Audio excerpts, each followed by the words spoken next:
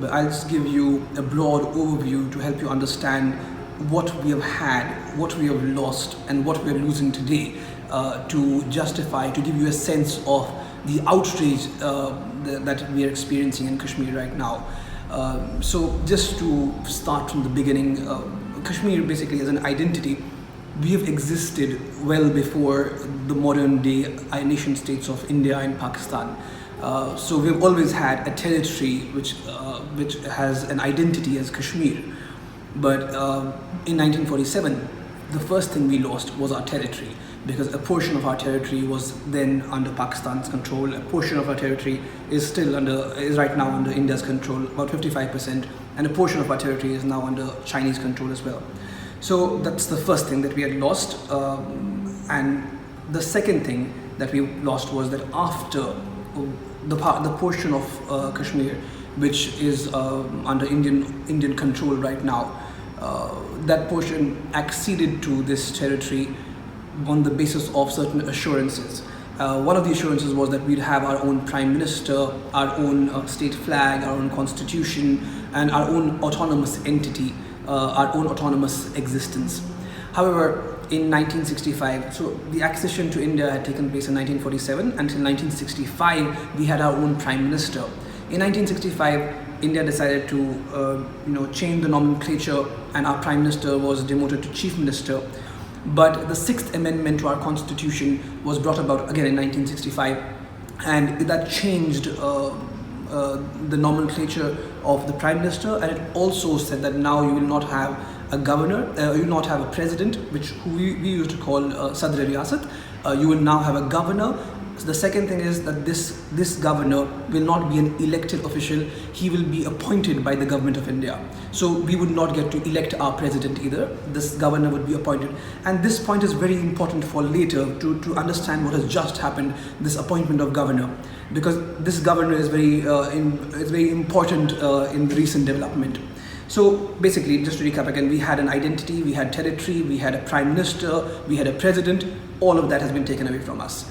Now, the procedure in which this has been done, it reeks of constitutional impropriety, and it is in complete disregard with due process of law.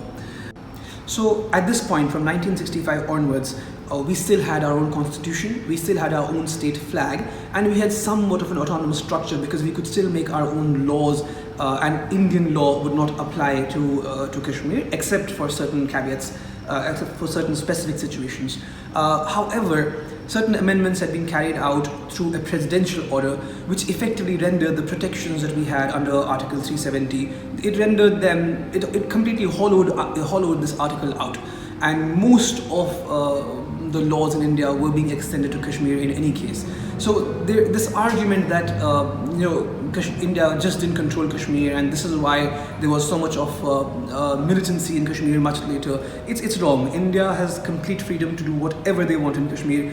They can militarily, economically, whatever the government of India intends to do. Now, like I said, we still had a constitution of our own. This recent amendment which has been brought about, it seeks to abrogate that constitution also. And once Article 370, if this proposed amendment, if this goes through, it means that we'll also lose whatever identity we have in Kashmir. Because Article 370 prevents a non-state subject, a non-Kashmiri citizen, anyone who's not a citizen of Kashmir, it prevents them from buying land in Kashmir. So it retains the demography of the state of Jammu and Kashmir. And this is an essential protection for us. One reason for this is because we have our own system of indigenous economic model which has sustained the state and has done wonders for our state till now.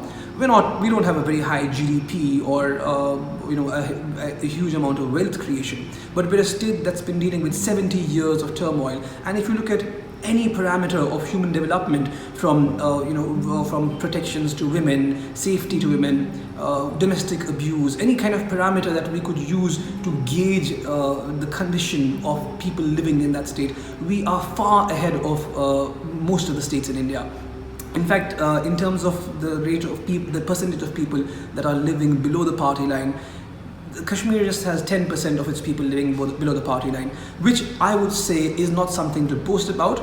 But when you compare this number with states in India which are the so-called economic powerhouses of India, like the state of Gujarat, where the current Prime Minister of India is from, which has about 17% of its population living below the poverty line. The state of Maharashtra, which is an economic powerhouse, which holds the financial capital of India, that has about 16% of its population living below the poverty line. And if you look at other states like West Bengal and the states in India that are regarded, Uttar Pradesh, for example, it has about 30% of its population living below the poverty line. So our understanding of development and growth is very different from the model that has been adopted in India, and we reject that model. So the argument that has been given now today, so just to bring you back to what has just happened. What has just happened is that Article 370 until now had made provisions that if any amendment has to take place to Article 370, it can only be done when the state's Jammu and Kashmir's Constituent Assembly is consulted, and when the Constituent Assembly gives approval for it. We have to give concurrence for any amendments to take place. The second thing that Article 370 has is that it allows certain provisions of the Indian Constitution to be extended to Kashmir, but with the concurrence of the State Assembly.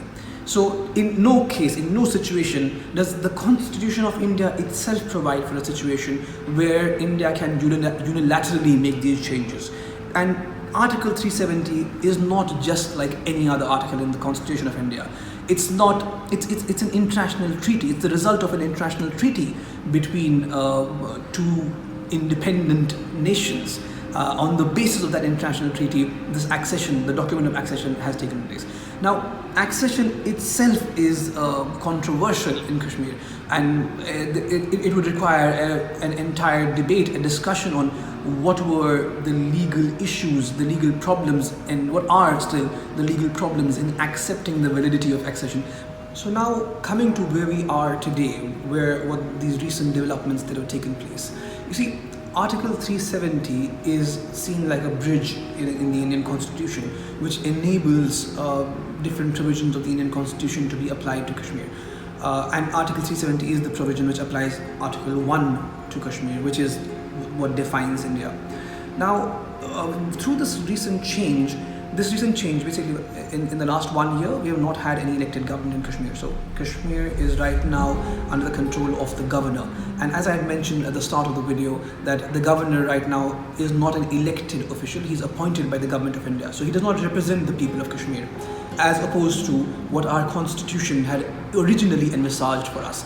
And like I said, that's a part of a basic feature, basic structure of our constitution, because it's an expression of the people's will as to how we want to be governed, how we see our government. It's a very intrinsic part of a people's constitution. It's an expression of what kind of state we see for ourselves and how we wish to express our will through our political representatives. It's not something that can just be amended away without our consent. So even right now, to make any amendments in Article 370, you need the consent and concurrence of the state. However, what the Indian government has done by trying to pass 2 bills in the parliament is that they have removed the requirement of taking the state's concurrence. They have replaced that with the requirement of taking just the governor's concurrence. And this is deeply problematic. One, because it defeats the purpose of having these assurances in your own constitution. It shows that the government of India does not care about any promises, any assurances. It does not even care about rule of law, about justice, equity. So it's a deeply problematic position. And the next thing that they're trying to do is to bifurcate the state into a union territory and make a division of Ladakh and make a division of Jammu and Kashmir. So both these things are wholly arbitrary. It is not justified at all in any construction of legal interpretation.